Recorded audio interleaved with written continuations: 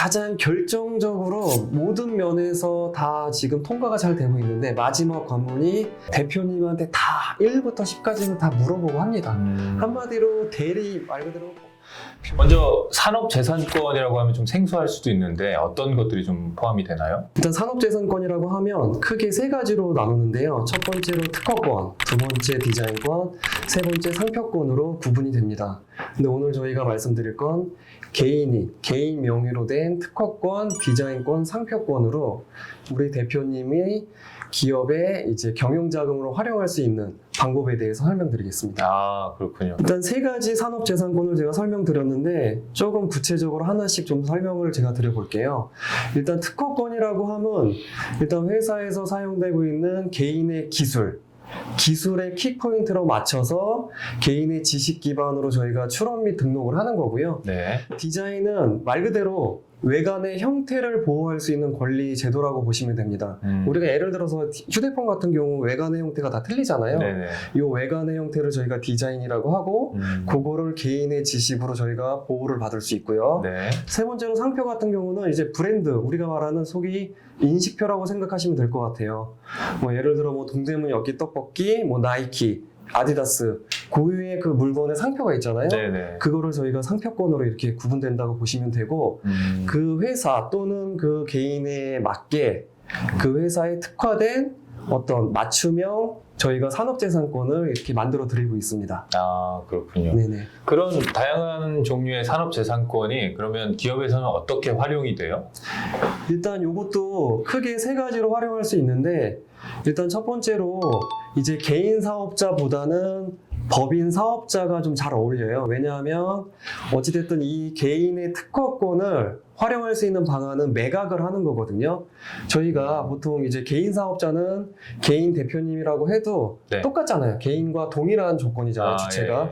하지만 법인 같은 경우는 법인의 대표님이 계셔도 이게 경제 주체가 틀리기 때문에 저희가 구분을 해서 봅니다. 네네네. 그래서 개인의 명의로 매각을 해서 그 대가를 받는 건데 첫 번째로 회사에 쌓여진 잉여금을 인출할 수 있습니다. 아, 이렇게 매각했을 네, 때. 매각을 하게 되면 그 가치로 법인에서는 대표님한테 그 대금을 지급해야 되고요. 아, 예. 두 번째로는 회사에 쌓인 법인 같은 경우는 이제 업력이 오래되거나 오래 운영을 하다 보면 좀 출처가 불분명한 가지급금들이 많이 쌓이게 되어 있어요. 네네. 이제 그런 것들을 사실 이제 대표님이 여러 가지로 지우기가 굉장히 곤란한 경우가 많이 있거든요. 그럴 경우 이 특허권을 법인에 매각을 해서 그걸로 가지급금을 지울 수도 있습니다. 이게 두 번째 방안이고요.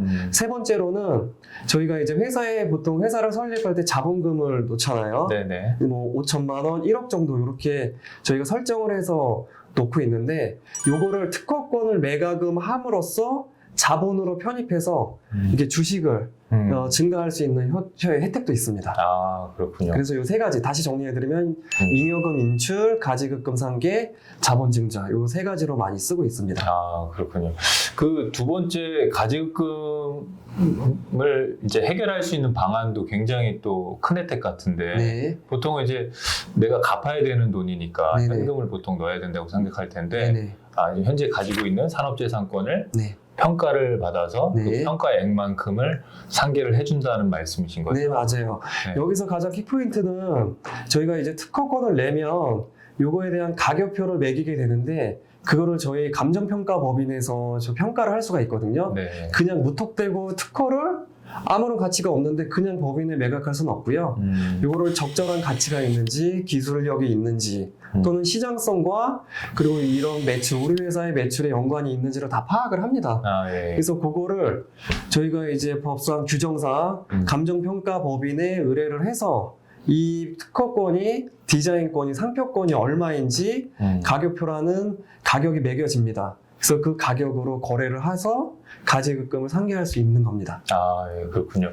이게 기본적으로 그 매출에 연관성이 없다. 네. 네, 그냥 소위 말해 뭐 간판거리용으로 네. 특허를 출원하는 경우들도 있지 않습니까? 네. 이런 경우에도 이게 평가가 돼요?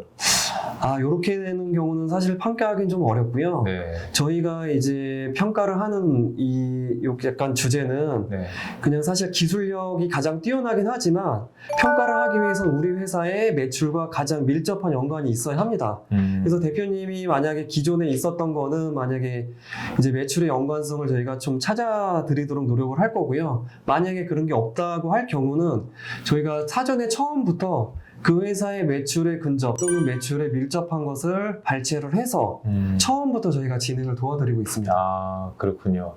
이게 어느 정도 매출의 연관성이 있어야만 가능하다는 네, 맞습니다. 말씀이시고. 매출의 연관성이 있어야 합니다. 그러니까 무조건 이걸 가지고 있다고 팔 수 있는 게 아니고. 네, 그렇게 해서는 팔 수는 없습니다. 네, 네. 그렇군요.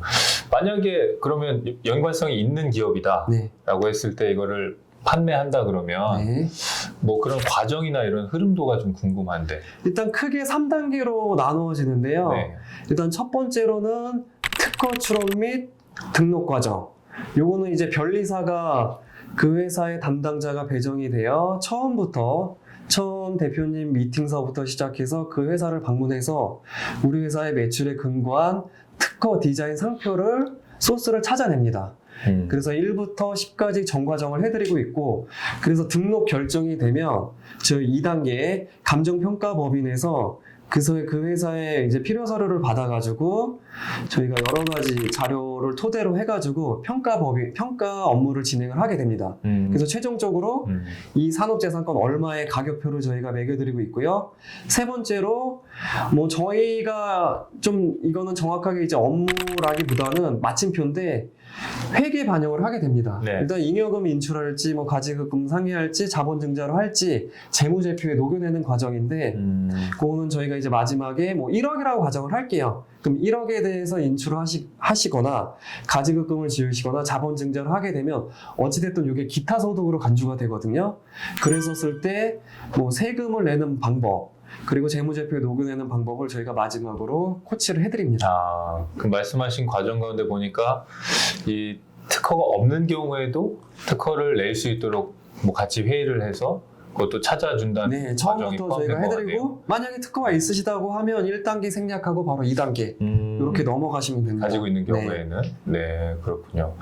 알겠습니다. 근데 이게 만약에 법인에 돈이 있는 경우에 네. 그냥 급여로 가져오지 않고 네. 말씀하신 대로 특허를 평가해서 그 평가액만큼을 가져올 수 있다고 말씀하셨는데 네. 이러면 너도나도 할 것 같거든요. 네. 네. 근데 뭐 주의할 점이나 이런 건 없어요? 일단 유의사항이 몇 가지가 있는데요. 일단 첫 번째로 특허 같은 경우는 사실 이제 업종에 따라서 다 될 수 있는 건 아니고요. 크게 뭐 여러 가지 저희가 발췌하면 다 할 수 있지만 그래도 매출에 근접한 업종으로 따지자면 제조업이나 건설업 이쪽이 좀 어울립니다. 그렇죠. 기술력이 네, 그렇죠. 기술력이 필요하니까. 네. 그리고 두 번째로 도소매 같은 경우 또는 유통, 단순 유통을 한다고 하면 사실 이제 특허나 디자인 같은 경우는 조금 어렵고 상표 같은 걸로 저희가 검토를 도와드리고 있습니다. 그래서 그런 것들을 봐야 되고요. 두 번째로 만약에 거기 담당 대표님께서 좀 엔지니어 출신이 아니거나 만약에 우리 회사의 매출에 대해서 잘 모르거나 그러니까 예를 들어서 뭐 경영으로 전담된 대표님도 간혹 계시거든요. 네. 그런 분들은 조금 어려울 수 있습니다. 그러니까 우리 회사와 최초부터 태생이 같이 해서 우리 회사의 모든 기술력과 모든 행정력 이런 것들을 다 갖추신 대표님이 좀 맞고요. 말 그대로 이제 경영에만 특화되신 대표님은 조금 어려울 수 있습니다. 그리고 또 한 가지는 우리 회사의 매출과 영업이익이 좀 좋아야 돼요. 매출도 조금 약하고 영업이익도 없다라고 하면 사실 이 평가 금액이 나오지가 않거든요. 그렇게 되면 이 플랜이 조금 실효성이 없어집니다. 아, 재무 건전성도 좋아야 되고. 그렇습니다. 그리고 가장 중요한 마지막은 이게 아까 두 번째랑 조금 연관이 있는데 어찌됐든 대표님이 이 특허, 디자인 상표를 만들 수 있는 능력이 검증이 되어야 합니다. 무조건 변리사가 저희가 1부터 10까지 만들어 드리는 게 아니라 대표님의 인터뷰를 통해서 이분이 자질이 일단 되는지 안 되는지를 저희가 먼저 테스트를 합니다. 왜냐하면 향후에 이게 여러 가지 세무적으로 이슈가 될 수가 있거든요. 그걸 어떻게 판단해요? 이게 요즘 조금 이슈가 되고 있는데 일단 세무당국에서 이 플랜에 대해서 특허를 양도에서 하는 활용 방안에 대해서 네. 조금 알게 되었습니다. 네. 그렇기 때문에 지금 세무당국에서 예의주시하고 있는데 가장 결정적으로 모든 면에서 다 지금 통과가 잘 되고 있는데 마지막 관문이 이게 정말 대표님이 만들었냐 라는 자료를 제출하게 되거든요. 그 부분에 대해서 초창기 때나 이 플랜이 이제 초창기 때나 네. 좀 잘 모르고 진행하게 된 경우 이 부분에서 많이 좀 어려움을 겪으십니다. 그렇기 때문에 저희들은 이 부분에 대해서 가장 포인트를 잡아서 처음부터 대표님이 만들 자질이 되는지 그리고 저희가 할 동안 대표님이 그러니까 예를 들어 연구 노트 같은 경우를 네네. 작성할 능력이 되는지를 검토를 꼭 해드립니다. 그래야지만 나중에 문제가 네. 생기지 않거든요. 예. 너무 궁금한 게 예. 그게 어떤 객관적인 판단이 될지가 궁금하거든요. 사실 이 사람이 그런 자질이 되는지 안 되는지를 평가한다는 게 이것도 이제 몇 가지로 저희가 판단할 수 있는데 첫 번째로는 그래서 저희 전문가인 변리사가 인터뷰를 통해서 네. 이제 뭐 두세 번의 미팅을 통해서 정말 자질이 되는지 그리고 두 번째로는 이 회사에서 저희가 소스를 발췌해서 할 때 변리사가 임의대로 안 하고요. 네. 대표님한테 다 1부터 10까지를 다 물어보고 합니다. 한마디로 변리사 대리인으로의 업무를 수행할 뿐이지 네. 그 기술에 대해서는 대표님의 자문을 처음부터 끝까지 받고 합니다. 그래야지만 이게 객관적으로 저희가 논리로 풀 수가 있거든요. 그렇겠네요. 그리고 마지막으로는 이제 연구 노트 네. 같은 경우는 저희들도 도움을 드리지만 네. 대표님이 좀 수기로 할 수 있게 네. 저희가 또 좀 숙제를 드립니다. 그 부분은. 그것도 이제 잘 수행이 왔는지 그렇죠. 또 판단을 한다는 거죠. 일단 저희가 모든 행정적인 모든 이런 업무는 도와드리고 있지만 이제 네. 대표님이 준비해 주실 부분은 네. 이제 연구 노트에 대한 어떤 수기 이런 스케치도 꼭 필요하니까 그 부분은 조금 주의해 주셨으면 감사하겠습니다. 네. 네.